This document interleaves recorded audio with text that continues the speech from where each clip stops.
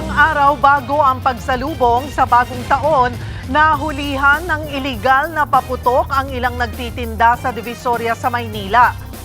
Live mula sa Divisoria, nasa frontline ng balitang yan, si Camille Samonte. Camille, anong ginawa ng mga pulis doon sa mga nahulihan ng iligal na paputok?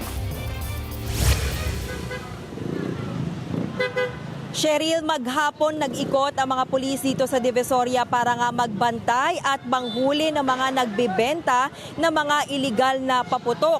Sinuyod ng mga pulis ng Station 11 ang kahabaan ng Divisoria para tignan ng mga ibinibentang paputok. Maraming bumibili rito, lalo na yung mga hindi makabiyahe papuntang Bocaue, Bulacan. Ayon sa mga otoridad, may permit naman ang karamihan na magbenta dito sa Divisoria. Yun nga lang, may ilang pasaway na lantarang nagbebenta ng mga iligal na paputok tulad ng plapla at piccolo. Kahapon nga, 2 tindero ang naaktuhang nagbebenta ng mga ito.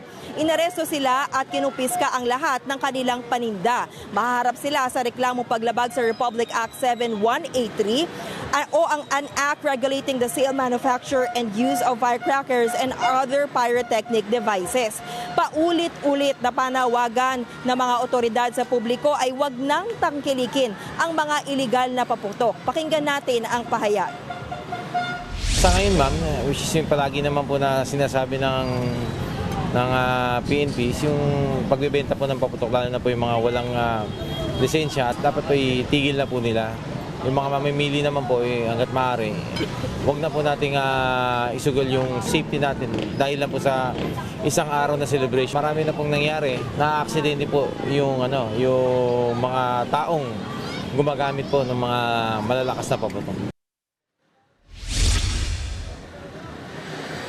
Para naman sa mga gusto na ligtas sa pagsalubong sa bagong taon, mabenta rito sa Divisoria yung mga alternatibong pampaingay gaya ng torotot.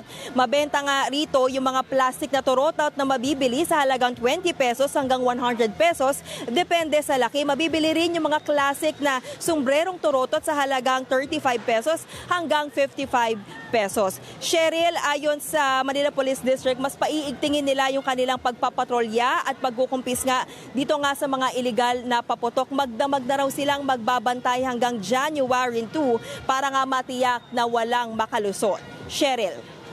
Maraming salamat, Camille Samonte. Mga kapatid, Cheryl Hosing po. Maging maalam at may pakialam sa mga napapanahong issue at headlines. Mag-follow at mag-subscribe na sa social media pages ng News 5.